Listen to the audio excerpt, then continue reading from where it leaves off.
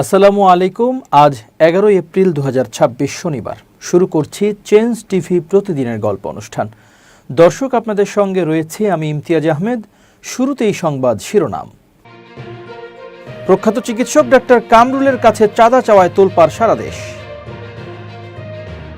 এবার ইরানে প্রকাশ্যে অস্ত্র পাঠাচ্ছে চীন। ইরানের আক্রমণে 6 মার্কিন সেনা নিহত, অবশেষে গোপন তথ্য ফাঁস। শুরুতেই দেশের খবর। চাঁদার দাবিতে মানবিক চিকিৎসক খ্যাত অধ্যাপক ডক্টর কামরুল ইসলামকে হুমকি দেওয়ার খবর প্রকাশের পর দেশজুড়ে তোলপাড় শুরু হয়েছে। বিভিন্ন মহল এই ঘটনায় প্রতিবাদ জানিয়ে অভিযুক্তদের গ্রেপ্তারের দাবি জানানো হয়েছে। জানা গেছে, গত বছরের মধ্যভাগে অধ্যাপক ডক্টর কামরুল ইসলামের হাসপাতালের উপর নজর পড়ে শেরেবাংলা নগর থানা যুবদলের সাবেক সাংগঠনিক সম্পাদক মোহাম্মদ মঈনউদ্দিন মঈনের। তার নেতৃত্বে একটি চক্র প্রায় 1 বছর ধরে চাপ ও ভয়ভীতি দেখাচ্ছিল। এই ঘটনায় মঈনউদ্দিন মঈনের নেতৃত্বে চাঁদাবাজ চক্রের হুমকির খবর প্রকাশিত হয়। সিসিটিভি ফুটেজে দেখা যায়, হাসপাতালের ভেতরে ঢুকে কর্মরত একজনকে বারবার ধমক দিচ্ছেন এক ব্যক্তি। তিনি নিজেকে যুবদল নেতা হিসেবে পরিচয় দিচ্ছেন। শুধু তাই নয়, ভেতরে ঢুকে সৃষ্টি করছেন আতঙ্ক। হুমকি দেওয়া এই ব্যক্তি মঈনউদ্দিন মঈন। তার চাঁদাবাজির চক্রের আরেক সদস্য হলেন মাইনউদ্দিন। তার বিরুদ্ধে খুন, চাঁদাবাজি সহ একাধিক মামলা রয়েছে। অনুসন্ধানে জানা গেছে, হাসপাতালের খাবারের সরবরাহ কেন্দ্র করেই মূলত দ্বন্দ্বের সূত্রপাত। অভিযোগ রয়েছে, যুবদলের সাবেক নেতা মঈনউদ্দিন মঈনকে দিয়ে টেন্ডার না দেওয়ায় ক্ষিপ্ত হয়ে ওঠে চক্রটি। এরপর থেকেই চাঁদা দাবি, ভয়ভীতি প্রদর্শন এবং নানা অজুহাতে চাপ সৃষ্টি নিয়মিত ঘটনায় পরিণত হয়। অধ্যাপক কামরুল ইসলাম জানান, গত জুলাই আগস্টের পর থেকেই বিভিন্নভাবে চাঁদা দাবি করছে চক্রটি। কখনো ভয়ভীতি দেখানো, কখনো আবার রাজনৈতিক প্রভাব সামনে এনে হুমকি দেওয়া হচ্ছে। বিষয়টি জানিয়ে শেরেবাংলা নগর থানায় একটি জিডিও করেছে হাসপাতাল কর্তৃপক্ষ। এদিকে চাঁদা দাবির ঘটনায় কালের কণ্ঠে সংবাদ প্রকাশ হলে শুক্রবার গভীর রাতে রাজধানীর শ্যামলীতে ডক্টর কামরুল ইসলামের প্রতিষ্ঠিত centre for kidney diseases and urology হাসপাতালে যান যুবদলের সভাপতি আব্দুল মোনায়েম মুন্না ও সাধারণ সম্পাদক মোহাম্মদ নুরুল ইসলাম নয়ন সহ কেন্দ্রীয় নেতারা। তারা ঘটনায় জড়িত মোহাম্মদ মঈনউদ্দিন মঈন সহ চাঁদাবাজ চক্রের বিরুদ্ধে কঠোর ব্যবস্থা নেওয়ার আশ্বাস দেন।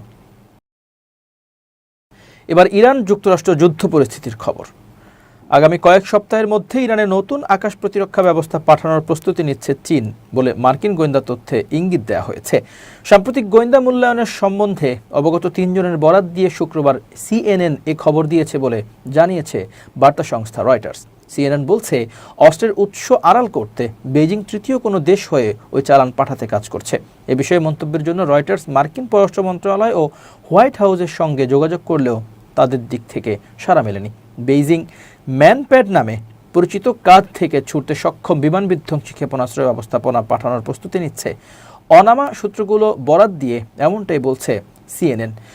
এমন সময় তারা এই খবর দিল যখন 6 সপ্তাহের যুদ্ধের ইতি টানতে আজ বিকেলে পাকিস্তানের রাজধানী ইসলামাবাদে যুক্তরাষ্ট্র ও ইরানের প্রতিনিধি দল আলোচনায় বসতে যাচ্ছে।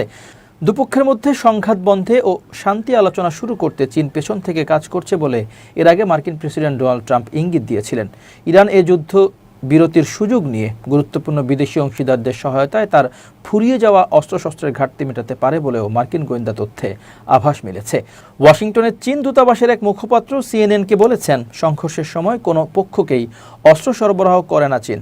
এই গোয়েন্দা তথ্যের ধরন নিয়ে প্রশ্ন আছে। তিনি বলেন, দায়িত্বশীল বড় দেশ হিসেবে চীন ধারাবাহিকভাবে তার আন্তর্জাতিক দায়িত্ব বা দায়িত্ব পূরণ করে আসছে। ভিত্তিহীন অভিযোগ করা, কাউকে ফাঁসানোর উদ্দেশ্যে মিথ্যা যোগসাজশ টানা এবং সুরসুরি তোলা থেকে বিরত থাকতে আমরা যুক্তরাষ্ট্রকে আহ্বান জানাচ্ছি।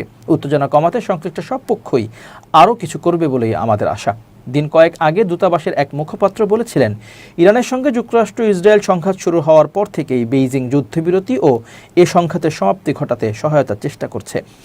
গত সপ্তাহে এক সংবাদ সম্মেলনে ট্রাম্প ইরানে যে F-15 যুদ্ধ বিমান ভূপাতিত হয়েছে সেটি কাঁধ থেকে ছোড়া তাপ অন্বেষী ক্ষেপণাস্ত্রে আঘাতপ্রাপ্ত হয়েছিল বলে ইঙ্গিত দেন। ইরান সে সময় বলেছিল, তারা একটি নতুন আকাশ প্রতিরক্ষা ব্যবস্থা ব্যবহার করেছে। ওই ব্যবস্থাপনাটি চীনা কিনা তা নিশ্চিত হওয়া যায়নি। চীনা কোম্পানিগুলো দীর্ঘদিন ধরে ইরানকে অস্ত্র বানাতে প্রয়োজনীয় প্রযুক্তি ও উপকরণ সরবরাহ করে আসছে বলে অভিযোগ থাকলেও চীন সরকার বেসরকারি তেহরানকে অস্ত্র পাঠালে তা ভূ রাজনীতিতে অন্য মাত্রা যোগ করবে বলেছেন বিশেষজ্ঞরা। আগামী মাসে শির সঙ্গে বৈঠক করতে ট্রাম্পের চীন যাওয়ার কথা রয়েছে। দুই দেশের উচ্চ পর্যায়ে আলোচনা চলছে বলে বুধবার হোয়াইট হাউস নিশ্চিত করেছে। মার্কিন গোয়েন্দা তথ্য সম্বন্ধে অবগত একটি সূত্র বলছে, মধ্যপ্রাচ্যের সংঘাতে সরাসরি অংশ নেওয়া এবং ইরানকে ইসরায়েল যুক্তরাষ্ট্রের হাত থেকে বাঁচানোর চেষ্টায় সত্যিকারের কৌশলগত কোনো লাভ দেখছে না চীন। সেই সংঘাতে যে তারা জিতবে না তাও তারা জানে। এই বদলে বেইজিং নিজেকে ইরানের বন্ধু হিসেবে দেখিয়েই সংঘাতে নিরপেক্ষ থাকার কৌশল নিতে চায়। তেহরানের তেলের ওপর বেইজিং অনেকখানি নির্ভরশীল। একাধিক সূত্র বলছে, চীন আকাশ প্রতিরক্ষা ব্যবস্থাপনা পাঠিয়ে এ যুক্তিও দিতে পারে যে তাদের পাঠানো অস্ত্র পুরোপুরি প্রতিরক্ষামূলক, রাশিয়ার মতো তারা আক্রমণাত্মক সহায়তা করছে না। 6 সপ্তাহের যুদ্ধে মস্কো ইরানকে গোয়েন্দা তথ্য সরবরাহ করেছে, যা কাজে লাগিয়ে তেহরান মধ্যপ্রাচ্যে মার্কিন বাহিনী ও যুক্তরাষ্ট্রের স্বার্থ সংশ্লিষ্ট স্থাপনাগুলোতে লাগাতার হামলা চালাতে পেরেছে।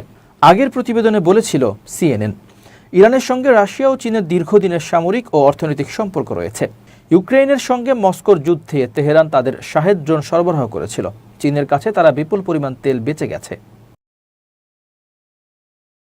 1 মার্চ কুয়েতের সুয়াইবা বন্দরে ইরানের ড্রোন হামলায় যুক্তরাষ্ট্রের আর্মি রিজার্ভের 6 সদস্য নিহত হয়, আরও 20 জনের বেশি আহত হয়।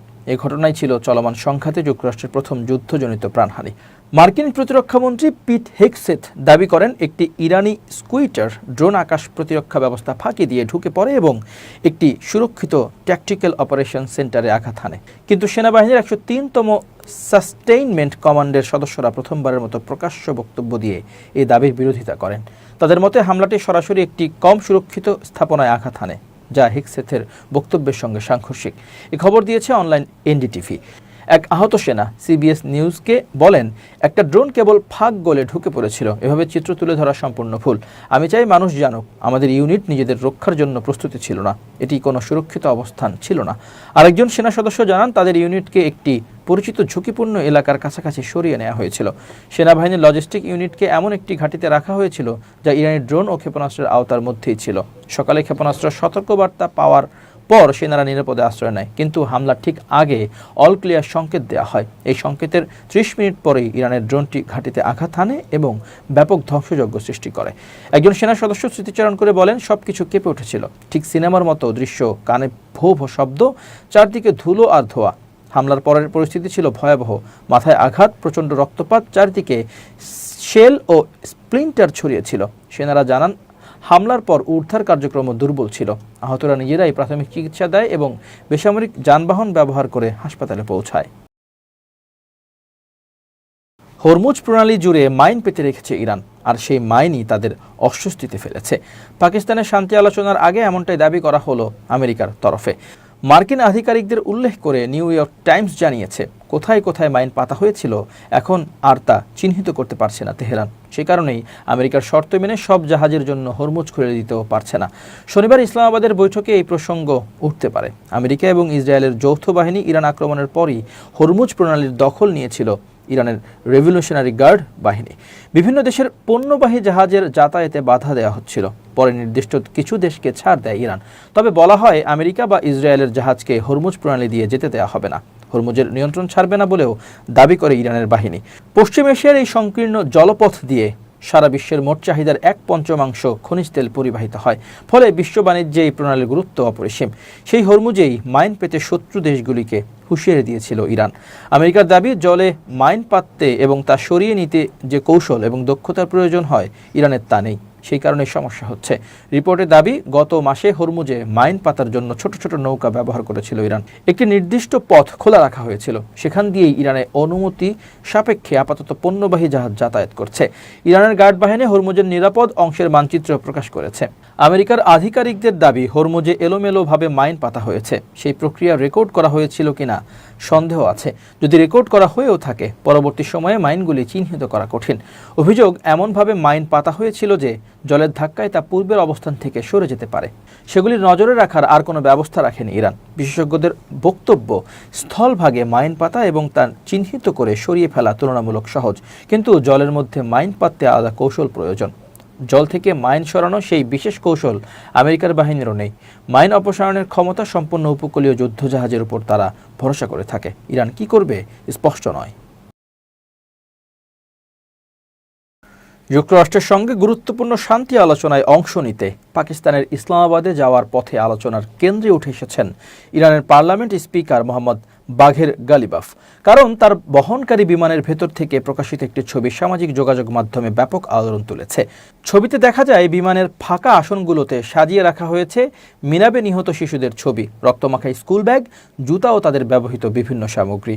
গালিবাফ নিজেই সামাজিক যোগাযোগ মাধ্যম এক্সে ছবিটি পোস্ট করে ক্যাপশনে লেখেন, এই ফ্লাইটে আমার সঙ্গীরা মিনাব 168। জানা গেছে গত 28 ফেব্রুয়ারি যুদ্ধের প্রথম দিনে দক্ষিণ ইরানের মিনাব শহরের একটি প্রাথমিক বিদ্যালয়ে হামলায় অন্তত 165 থেকে 168 জন শিশু ও কর্মী নিহত হয়। এতে আহত হন আরও শতাধিক মানুষ। এই হামলার জন্য যুক্তরাষ্ট্র ইসরায়েল জোটকে দায়ী করছে তেহরান। বিশ্লেষকদের মতে পাকিস্তানে যুক্তরাষ্ট্রের সঙ্গে আলোচনায় বসার আগে গালিবাফের এই প্রতীকী পদক্ষেপ কেবল শোক প্রকাশ নয়, বরং একটি শক্তিশালী কূটনৈতিক বার্তা।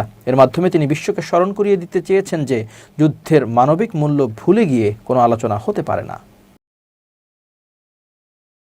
যুক্তরাষ্ট্র বারবার বলছে যে ইরানকে পারমাণবিক কর্মসূচি চালাতে দেবে না বা সমৃদ্ধ করতে দেবে না। এমনকি চলমান শান্তি চুক্তির আলোচনারও অন্যতম গুরুত্বপূর্ণ এজেন্ডা হলো তেহরানের পরমাণু কর্মসূচি। তবে বৈঠকে বসার আগেই সিদ্ধান্ত জানিয়ে দিয়েছে ইরান। ইসলামী প্রজাতন্ত্রের পারমাণবিক শক্তির সংস্থার প্রধান বলেছেন, ইউরেনিয়াম সমৃদ্ধকরণ সীমিত করা হবে না। এই সংস্থার প্রধান মোহাম্মদ ইসলামী বলেছেন, দেশের ইউরেনিয়াম সমৃদ্ধকরণ কর্মসূচি সীমিত করা হবে না। ইরানি স্টুডেন্টস নিউজ এজেন্সির এক প্রতিবেদনে বলা হয়েছে, তিনি বলেন, শত্রুপক্ষ ইরানের সমৃদ্ধকরণ কর্মসূচিকে সীমাবদ্ধ করতে সফল হবে না। তিনি আরও জোর দিয়ে বলেন, ইউরেনিয়াম সমৃদ্ধকরণ ইরানের পারমাণবিক শিল্পের একটি মৌলিক অংশ এবং এটি দেশের জন্য একটি রেড লাইন হিসেবে বিবেচিত। এবার খুব জরুরি 1 মিনিট জানাচ্ছেন আমিরুল মোমিনিন মানিক। খুব জরুরি 1 মিনিটে প্রত্যেককে আমন্ত্রণ। প্রিয় বন্ধুরা, সফলতার ধারাবাহিকতার জন্য কি করা দরকার? আপনি এখনই ভাবুন যে আপনার জীবনে কে কে কতটা অবদান রেখেছে।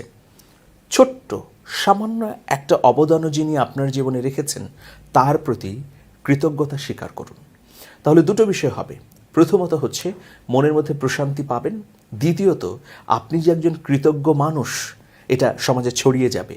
ফলে যারা আপনাকে একসময় উপকার করেছে তাদের উপকারের বাইরেও আরও অনেক অনেক লোক আপনার পাশে দাঁড়াবার জন্যে মুখিয়ে থাকবে।